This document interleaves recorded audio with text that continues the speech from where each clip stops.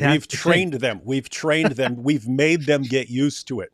Well, yeah, Yes, you're yes. right. It's all these things play a role, and people don't see it, but it's we're kind of systematic, right? And that we'll examine a dawa lie, something that is giving them this false confidence in Islam. We'll examine it, and it's just we understand. Okay, that has spread to over 1 billion people who take it seriously. It's going to be some work to get past that, and so we'll just be relentless. And people are coming. So you could take something as an example. 20 years ago, there's this myth of perfect preservation. There's never been a single letters difference between any two Quran manuscripts anywhere in the history of the Quran. It's completely false. I mean, insanely false, ridiculously false. But that's what was preached to Muslims. And so most Muslims aren't listening to us. So how do we actually undermine that? Well, we just got to be relentless, and people are coming at it in completely different directions.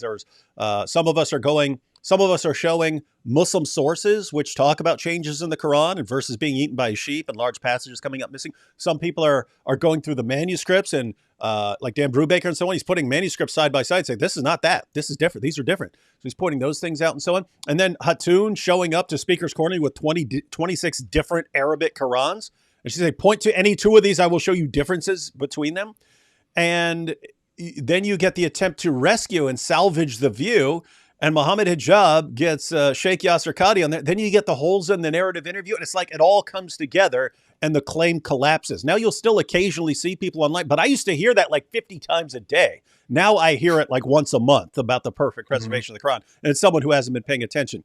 Same thing with the scientific miracles. They spent decades with these scientific miracles and having their people like go through the Quran and anything they can twist into a scientific miracle, put it out there because people are just eating it up. And Zakir Naik's going out there and putting it all over the world and convincing all these people there's scientific miracles. So what do? We're just got to be relentless and keep coming after it, keep coming after it, keep coming after it. And eventually, even Ali Dawa, okay, it's all absolute nonsense.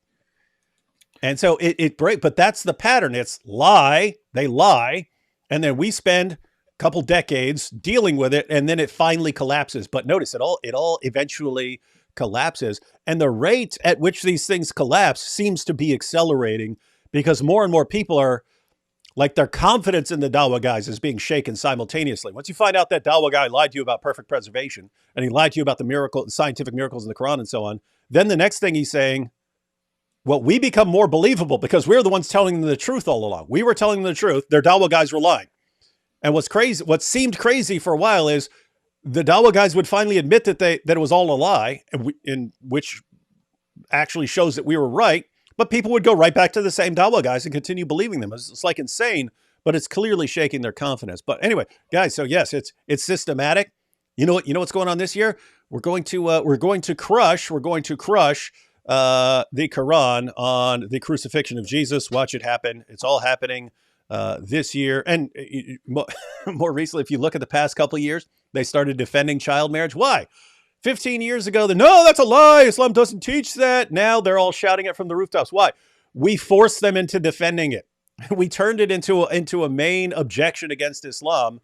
And we didn't let them lie about it, and now they actually are forced into defending it. We're like taking little pieces of Islam left and right? It's like, and we're taking another little piece of it, and we're taking another little piece of it, and then snatching another little piece of it.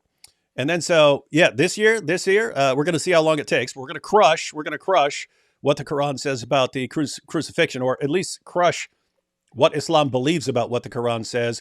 Then it's going to be getting them to acknowledge that the Quran affirms the Bible. Then it's going to be the collapse of the claim that Muhammad is in the Bible. It's watch it happen.